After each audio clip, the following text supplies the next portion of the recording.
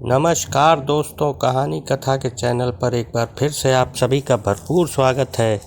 आज हम हाजिर हैं आपके सामने अपनी एक नई कहानी के साथ, जिसका शीर्षक है अजनबी हमसफ़र। दोस्तों, अगर आपको हमारी कहानियाँ पसंद आती हैं तो हमारी कहानियों को अधिक से अधिक लाइक करें, चैनल को सब्सक्राइब करें और समय समय पर अपने सुझाव हमें कमेंट के ज़रिए से ज़रूर बताएं। दर्द गम में हर इंसान में प्यार और मोहब्बत का एहसास ढूंढता हूँ मैं। कमबख्त क्यों नहीं तू आकर खुद ब खुद मुझे गले से लगा लेता। जी हाँ, मोहब्बत का कोई वक्त और ठिकाना नहीं होता। ज़िंदगी के हंसी सफ़र में न जाने कब, कहाँ और कैसे कोई हम सफ़र मिल जाए, जिसे मिलने पर ज़िंदगी और वक्त के बस वहीं रुक जाने का दिल करे। लगे मानो बस इसी की तो हमें तलाश थी। कुछ ऐसे ही किस्से कहानियों से रूबरू कराती हमारी आज की ये कहानी। टन टन टन टन टन 5 बार स्टेशन पर ट्रेन के आने से पहले बजने वाली इन घंटियों को गिनना मेरी पुरानी आदत थी। न जाने क्यों, पर इन घंटियों को सुनकर इस भागदौड़ भरी ज़िंदगी में मुझे अपने ज़िंदा होने का प्रमाण मिलता था।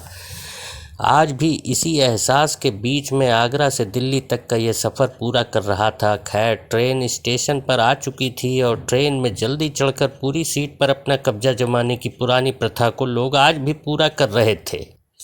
लगभग 2 मिनट में ही खचाखच भरा पूरा प्लेटफॉर्म ट्रेन में सवार हो चुका था। मैं भी अब रेलवे की उस पुरानी बेंच से उठा जो मुझे हर स्टेशन पर मिल जाती और अनायास ही मुझे अपनी ओर खींच लेती थी। जैसा कि मैंने सोचा ही था, मेरी बर्थ पर पहले से ही एक महाशय जागते हुए गहरी नींद में सो रहे थे। मैंने अपने हाथ से उन्हें हल्के से हिलाकर बिल्कुल वैसे ही उठाने की कोशिश की जैसे सुबह सुबह कोई माँ अपने बच्चे को उठाती है।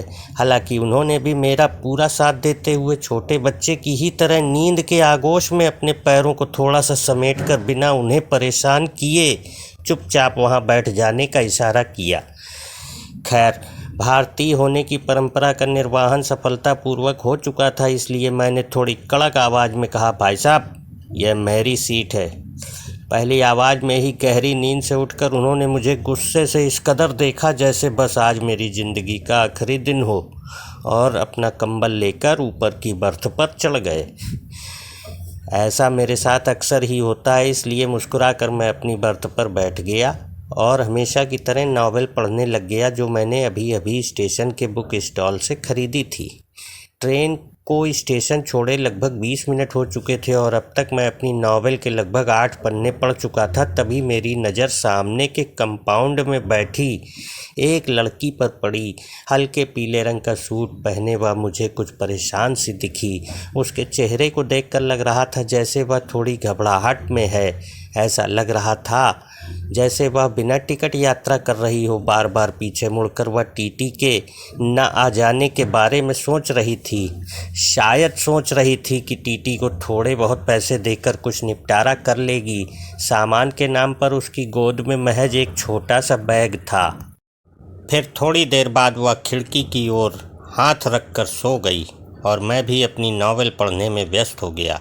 लगभग आधे घंटे बाद टीटी ने उसको उठाया और पूछा, कहाँ जाना है बेटी? अंकल, दिल्ली तक जाना है, उसने घबराहट और मासूमियत भरे लहजे में कहा। टिकट है? टीटी ने पूछा। हाँ अंकल, जनरल का है, लेकिन वहाँ चढ़ नहीं पाई, इसीलिए यहाँ आकर बैठ गई। ठीक है बेटा, लेकिन 300 रुपये पेनाल्टी लगेगी, टीटी ने कहा।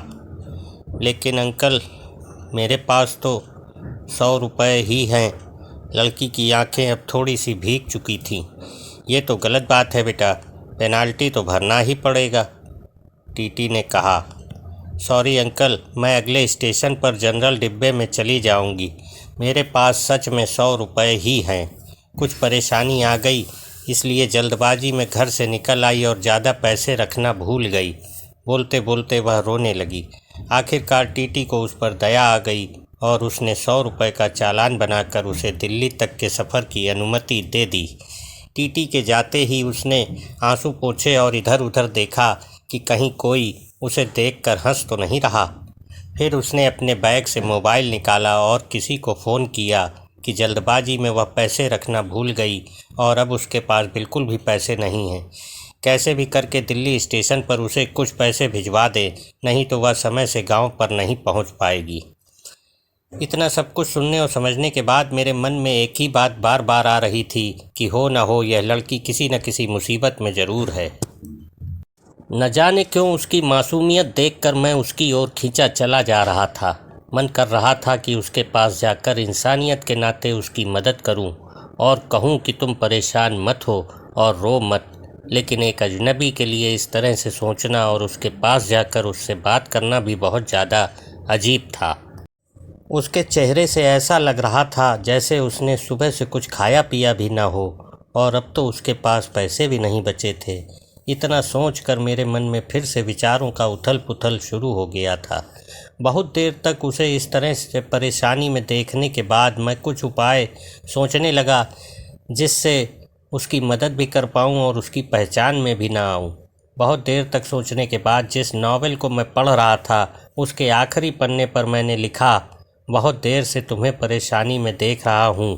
पैसे न होने की बात जो तुमने फ़ोन पर किसी को बताई वह भी मैंने सुनी। मैं जानता हूँ कि किसी अजनबी को इस तरह पैसे भेजना अजीब है और शायद तुम्हारी नज़र में गलत भी होगा, लेकिन तुम्हें इस तरह परेशान देखकर मुझे बेचैनी हो रही है, इसलिए इस किताब के साथ 800 रुपये तुम्हें भेज रहा हूँ। तुम्हें कोई एहसान न लगे इसलिए नीचे अपना एड्रेस भी लिख रहा हूँ। जब तुम्हें सही लगे तुम मुझे ये पैसे वापस भी भेज सकती हो। वैसे मैं नहीं चाहूँगा कि तुम मुझे ये पैसे वापस करो। एक अजनबी हम सफ़र। ऐसा लिखकर एक चाय वाले से मैंने वह किताब उस लड़की को देने को कहा और चाय वाले को उस लड़की को मेरे बारे में बताने से भी मना किया।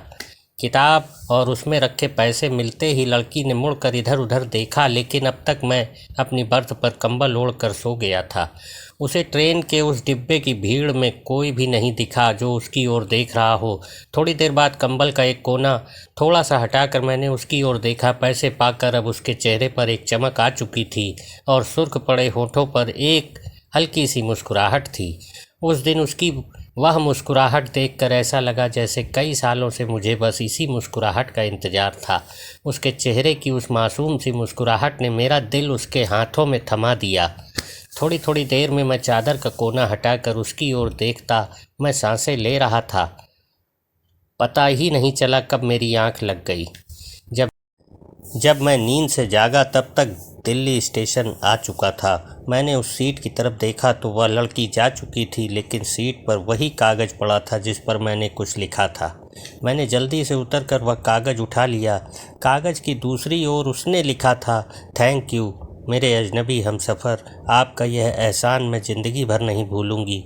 मेरी माँ आज मुझे छोड़कर चली गई है। घर में मेरे अलावा कोई भी नहीं है, इसलिए आनन फानन में घर जा रही हूँ। आज आपके दिए इन पैसों से मैं अपनी माँ को शमशान जाने से पहले एक बार देख पाऊँगी। बीमारी की वजह से माँ को ज़्यादा वक्त तक घर में भी नहीं रखा जा सकता। आज आपकी वजह से ही मैं सही वक्त पर घर पहुंच पाऊंगी। आज से मैं आपकी कर्जदार हूं। जल्द ही आपके पैसे लौटा दूंगी। उस दिन से उसकी वह नम आँखें और मुस्कुराहट मेरे जीने की वजह बन गई। अब तो हर रोज़ मैं पोस्टमैन का इंतज़ार करता और उससे पूछता, शायद किसी दिन उसका कोई खत आ जाए। आज 2 साल बाद एक खत मिला। लिखा था, आपका कर्ज मैं अदा करना चाहती हूँ, लेकिन खत के ज़रिए से नहीं, आपसे मिलकर। नीचे मिलने की जगह का पता लिखा था और आखिर में लिखा था, तुम्हारी अजनबी हमसफ़र। दोस्तों, आज की कहानी यहीं समाप्त होती है।